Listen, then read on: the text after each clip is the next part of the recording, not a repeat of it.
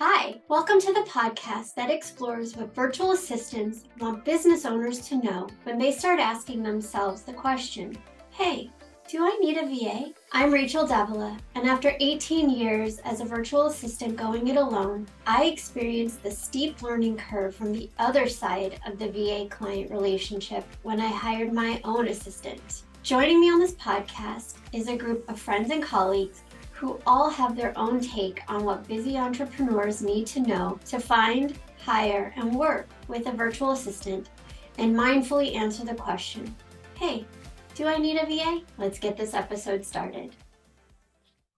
Hi, everyone. Welcome to our very first episode of Hey, Do I Need a VA? The podcast.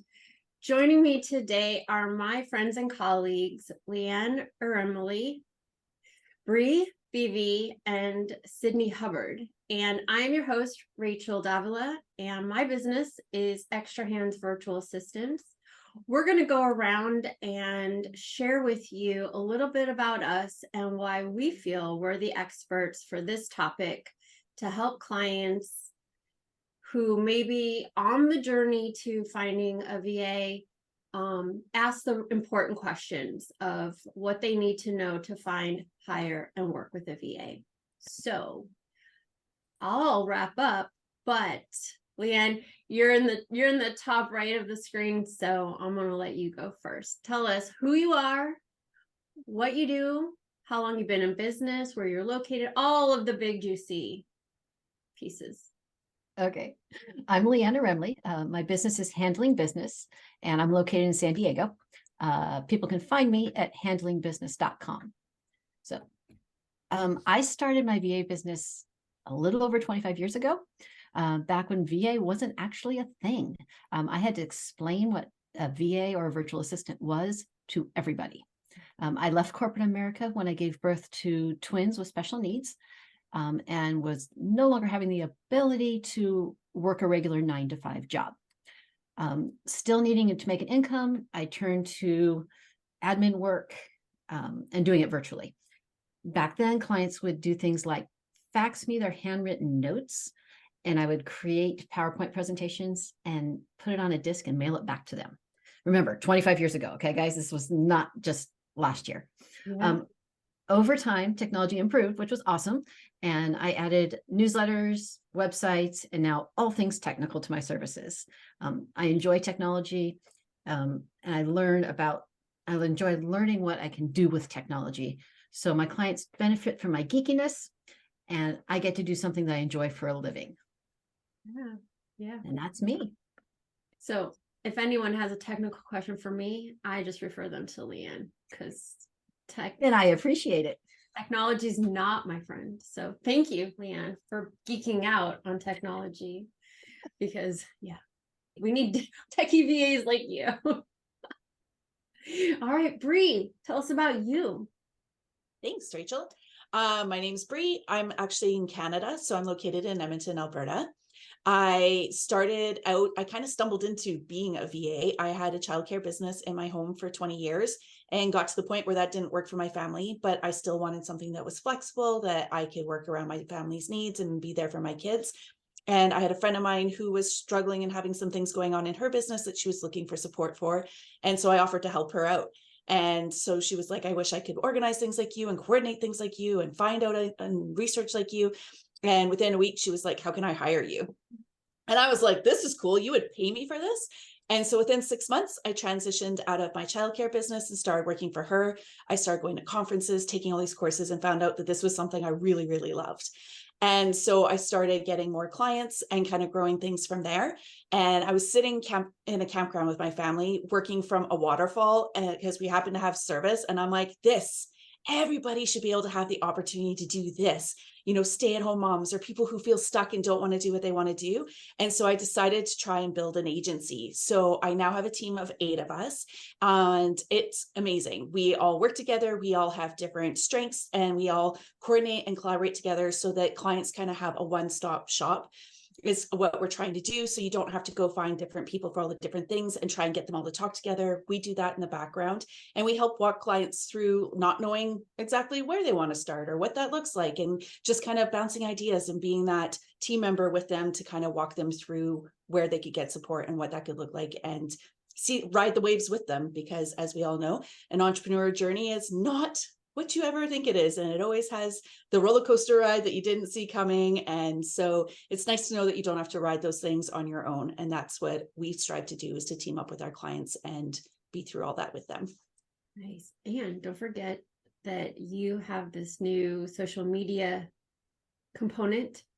Yeah, so we do social media strategy planning as well. So for people who are starting out, they're really stuck on just even the ideas and what in the universe they want to post on their social media, but they don't have necessarily the capital to be able to pay somebody else to do it. We have strategy calls where we'll sit down with you, we'll come up with what the content strategy will look like, create a strategy plan that you can then go and implement, and we can meet monthly and just come up with the ideas for you have somewhere to start, coordinate, get the ideas, and then you can take that and implement it on your own to reduce costs, but be accessible and still have support. It was very helpful.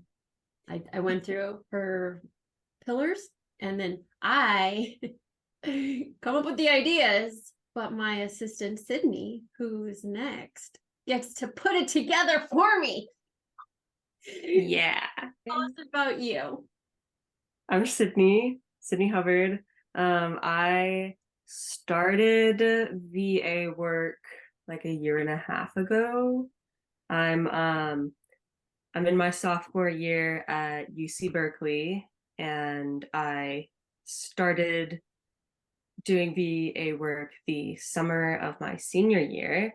It started really just as a way to make some money, and I talked to my mom, and my mom works with Rachael, and I was like, oh, I can help Rachael, because I had been doing social media, Canva stuff, and it's very fun for me. It's very simple for me, and yeah, and then I developed my own little business called Rose Design and Tarot, and yeah, that's what I do. I'm the newbie. I'm the doer VA. I anything that a client throws at me, I will do it, learn to do it, or hand it off to probably LeAnn. Yeah. And I use they, them pronouns. Thank you. Thank you. Yes, Sydney has been very helpful for me. And part of that help was in recognizing that there is a difference between being the VA, the virtual assistant for clients, and being the client with a VA. And Sydney taught me a whole lot on my journey when I hired them, because it was something that I was always the one leading clients through, and seeing how different VAs can be and how they handle business differently. That was really what sent me on my journey to help clients navigate through the finding, the hiring, and the working with a VA landscape. I've been a VA since 2005. I found it on accident. I was looking to be a professional organizer, and my friend was like, you need a business name. And I went to the internet, which was fairly new back then, and found a website of a virtual assistant. And I was like, what is this magic? This is exactly what I want to do. And what was great was I ended up talking with her, the owner of that business, because she was here in San Diego where I live. And she talked to me for an hour, and there was no competition.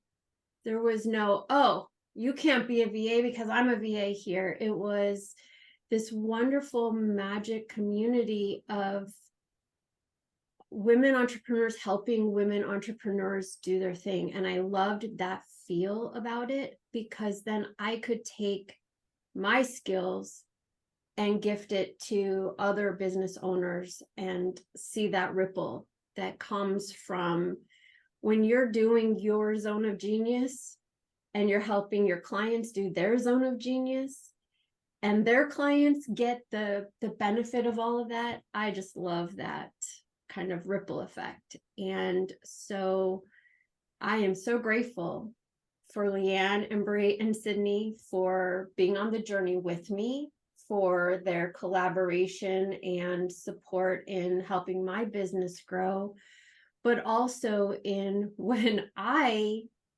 don't know what I don't know, they can step in and help me, which is what I love, because it helps each of us individually and it helps our clients. And so having them on this journey with me, for you, our listeners, or if you're watching this on YouTube, you get the benefit of all of our collective knowledge and experience. And I really hope that you ride this journey with us to learn how to find, hire, and work with a VA. We have great content for you. The topics we've created for this season of the Hey, Do I Need a VA podcast, I think you're really going to get some useful knowledge on your journey too. If you have any questions, you can email us. I will put all of our contact information in the show notes. Well, actually, Sydney will put all of our contact information in the show notes, but we are all here to help you on your journey.